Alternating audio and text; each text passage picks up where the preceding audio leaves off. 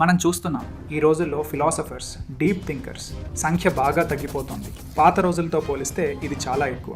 జీవితం ఈ రోజుకి దుఃఖమే, కానీ అది ఇప్పుడు దాగుంది.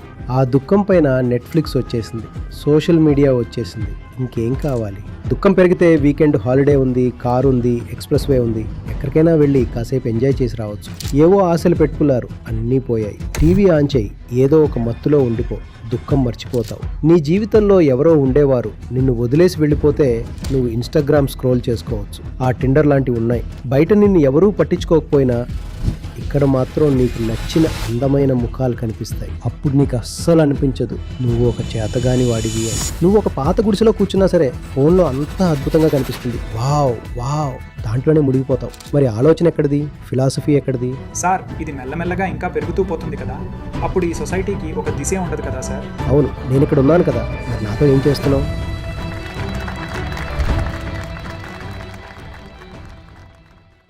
ప్రణామం ఆచార్య గారు. నా పేరు కైలాష్. నేను ఐఐటి ఢిల్లీ కంప్యూటర్ సైన్స్ డిపార్ట్మెంట్లో మాస్టర్స్ చేస్తున్నాను. నాకు మీ వ్యూ తెలుసుకోవాలని ఉంది. ఈ మధ్య మనం ఫిలాసఫర్స్, డీప్ థింకర్స్ సంఖ్య తగ్గిపోవడం చూస్తున్నాం. పాత రోజులతో పోలిస్తే ఎందుకు ఇలా? దీనికి కారణం సమాజంలో వచ్చిన మార్పా, లేక మన మోడ్రన్ ఎడ్యుకేషన్ సిస్టమ్ మార్పా, లేదంటే మనలో అవేర్నెస్, స్పృహ తగ్గిపోవడం వల్ల ఇలా జరుగుతోందా? అసలు కారణం ఏంటి సార్? చూడండి, ఫిలాసఫీ అయినా ఆ డీప్ థాట్ అంటేనే విజ్ఞానం. అది పుట్టేది దుఃఖం అనే సమస్య నుండే. దుఃఖం అంటే మనకున్న సమస్యలన్నీ ఒక రకమైన దుఃఖాలే. దుఃఖం తెలిస్తేనే కదా ఆలోచన పుట్టేది, ఫిలాసఫీ పెరిగేది. ఒక సమస్య కనిపిస్తేనే కదా మనిషి ఆలోచించడం మొదలు పెడతాడు. అసలు థాట్ అంటే ఏంటి? దాని అర్థమే ప్రాబ్లమ్ సాల్వింగ్ మెకానిజం. ఒక ప్రాబ్లం ఉంటేనే థాట్ మొదలవుతుంది. ఏం చేయాలి అని. మనం తెలివిగా ఈ ప్రపంచాన్ని ఎలా మార్చామంటే దుఃఖం దాగిపోయింది. మరి ఇక ఆలోచనతో, ఫిలాసఫీతో పనేముంది? మనల్ని మనమే మోసం చేసుకుంటున్నాం. దుఃఖం పోలేదు, దాన్ని కేవలం కప్పేశాం. అది లోపల దాగుంది. ఇప్పుడు ఆ ఫిలాసఫీ అవసరమేముంది? ఇక ఆలోచించాల్సిన పనేముంది? మీరు షాపింగ్ చేయగలిగితే ఇక ఆలోచించటం ఎందుకు? చెప్పండి, ఇక్కడ ఎంతమంది ఉన్నారు? మిమ్మల్ని 3 గంటల పాటు ఆలోచించమంటే ఎలా ఉంటుంది? అంత ఇంట్రెస్టింగ్గా ఉండదు. అదే 3 గంటల పాటు అన్లిమిటెడ్ షాపింగ్ అంటే? అందుకే షాపింగ్ అంటే ఈ ఎంజాయ్మెంట్, కన్జ్యూమరిజం పెరిగాక ఇక ఎవరైనా ఎందుకు ఆలోచిస్తారు? ఒక కస్టమర్ కాగలిగిన వాడు థింకర్ ఎందుకు అవుతాడు? అసలు ఫిలాసఫీ అంటే ఏంటి? అది సత్యం మీదున్న ప్రేమ. ఒక అబద్ధం చాలా ఆనందాన్ని ఇస్తుంటే, దాన్ని చాలా అద్భుతంగా చూపిస్తుంటే, అప్పుడు నిజాన్ని వెతకాల్సిన అవసరం ఏముంటుంది? ఎందుకు వెతుకుతారు? ఇప్పుడు నడుస్తున్న ఈ సమయం అంతా మనల్ని మనం మోసం చేసుకునే కాలం. సెల్ఫ్ డిసెప్షన్ ఇది.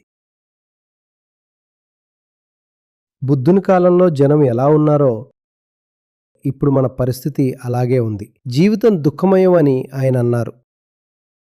లోపల మనము అలాగే ఉన్నాం. జీవితం దుఃఖమయం అనే మాట నుండే బుద్ధుని ఫిలాసఫీ పుట్టింది. అవును, ఆయనకి అది స్పష్టంగా కనిపించింది. ఈ రోజుకి జీవితం దుఃఖమే, కానీ నేనన్నట్టు ఇది దాగి ఉన్న దుఃఖం. ఈ దుఃఖం పైన నెట్ఫ్లిక్స్ వచ్చేసింది, సోషల్ మీడియా ఉంది. ఇంకేం కావాలి? బాధ పెరిగితే వీకెండ్ సెలవు ఉంది, కారుంది, ఎక్స్ప్రెస్ వే ఉంది. ఎక్కడికైనా వెళ్ళి కాసేపు ఎంజాయ్ చేయొచ్చు. లైఫ్ బోర్ కొడితే, ఆఫీస్ టెన్షన్లుంటే సాయంత్రం వెళ్ళి హాయిగా బార్లో కూర్చుంటారు కాసేపు. యంగేజ్ కదా, ఎవరితోలో కాసేపు మాట్లాడి దోస్తులతో కలిసి చిల్లవచ్చు.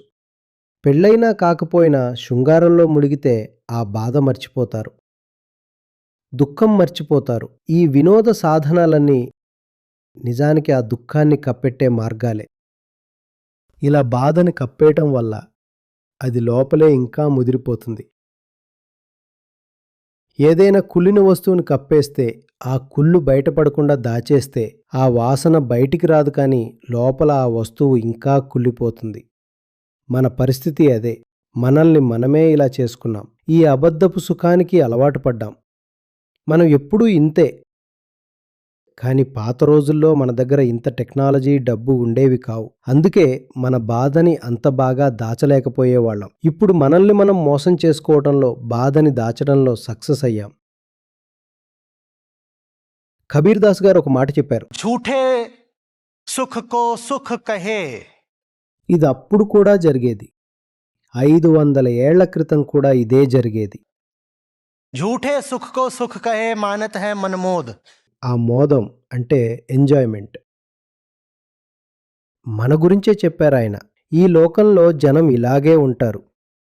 అబద్ధపు సుఖాన్ని నిజం అనుకుంటారు. అంటే దుఃఖం ఉన్న సుఖమనే భ్రమలో ఉంటారు. ఆ దుఃఖం పైన సుఖమనే ముసుగుని తగిలించేశారు.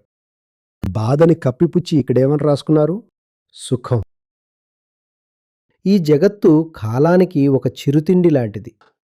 झूठे सुख को सुख कहे मानत है मनमोद, जगत चबैना काल का कुछ मुख में कुछ गोद। అందరూ మృత్యు ఒడిలోనే ఉన్నారు. చావు అంటే కేవలం ప్రాణం పోవడమే కాదు. చావు అంటే ఆశలు అడియాశలవ్వడం, నమ్మకాలు వమ్ము అవ్వడం. అన్నీ ఒక రకమైన మృత్యువే.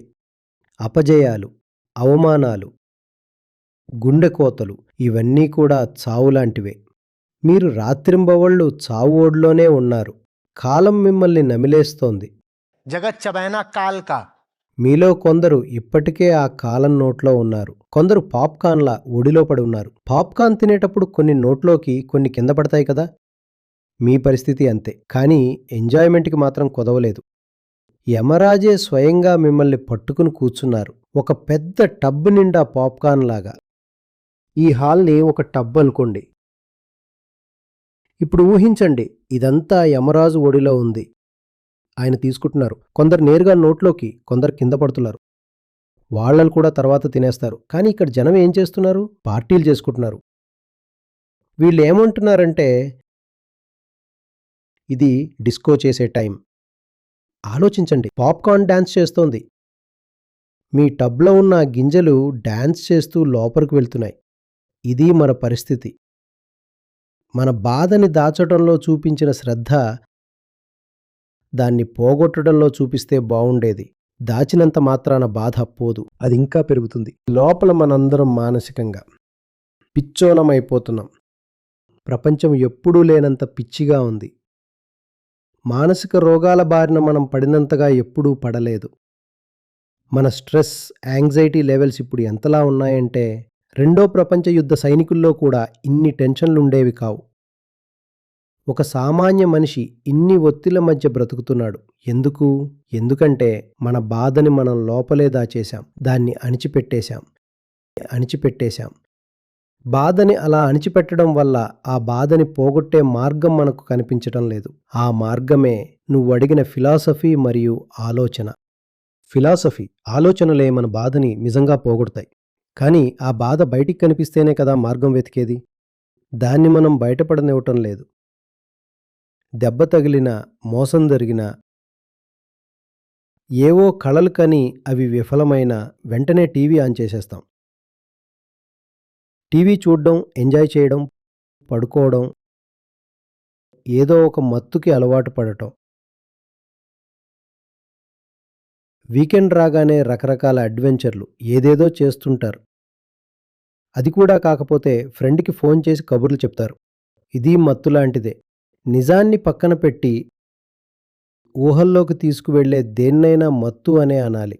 నీ అసలు సమస్య వేరే ఉంది. దాన్ని వదిలేసి కబుర్లలో మునిగిపోతావు. ఇక ఆలోచన ఎక్కడిది? ఫిలాసఫీ ఎక్కడిది? ఎంజాయ్ చేయడానికి చాలా ఆప్షన్లు పెరిగాయి. టెక్నాలజీ వల్ల ఇదంతా సాధ్యమైంది.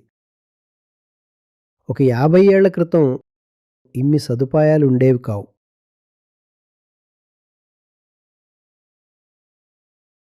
ఒకప్పుడు షర్టు కొనాలంటే ఒకే షాప్ ఉండేది. వాడి దగ్గరున్న కొన్ని రకాలు మాత్రమే చూపించేవాడు. తర్వాత మరికొన్ని షాపులు. ఇప్పుడు మాల్స్ వచ్చాయి, ఇంకా పెద్ద మాల్స్.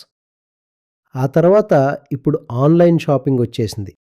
ప్రపంచంలో ఏ మూల ఉన్న షర్ట్ అయినా సరే ఇప్పుడు దొరుకుతుంది. అన్నీ దొరుకుతాయి. కాలక్షేపానికి బోలెడు ఆప్షన్లున్నాయి. మనిషి తన బాధని చాలా తెలివిగా దాచుకోగలుగుతున్నాడు. 3 గంటల పాటు కేవలం ఒక షర్ట్ కోసం వెతకగలడు. దీనివల్ల ఏమైనా సమస్య ఉందా? నీ లైఫ్లో ఎవరో నిన్ను వదిలేసి వెళ్తే నువ్వు ఇన్స్టాగ్రామ్ స్క్రోల్ చేస్తుంటావు. నీకు అమ్మాయిలు కావాలని దానికి తెలిస్తే అవే చూపిస్తూ ఉంటుంది. ఈ టిండర్ లాంటివి ఉన్నాయి.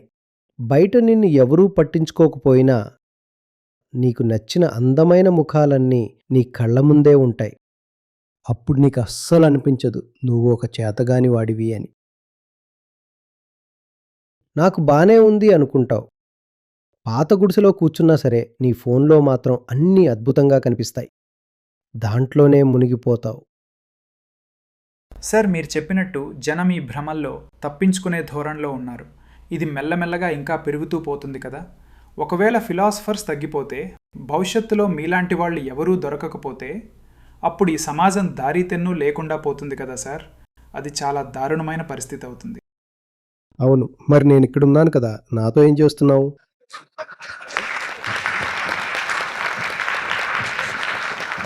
At least we are in the better state right now. मैंने सामने నీ ముందే అన్నం ప్లేట్ పెట్టాను. నువ్వేమో ఫ్యూచర్లో అన్నం లేకపోతే ఏంటి అని అడుగుతున్నావు. ఆకలిగా ఉంటే తిను, మరి ఫ్యూచర్ సంగతి తర్వాత చూద్దాం. ఫ్యూచర్ ఫిలాసఫర్ కావాలంటావు, కానీ ముందే ఒకరు నిలబడి ఏదో చెప్పాలనుకుంటే నువ్వు దానికి ఎంత విలువ ఇచ్చావు?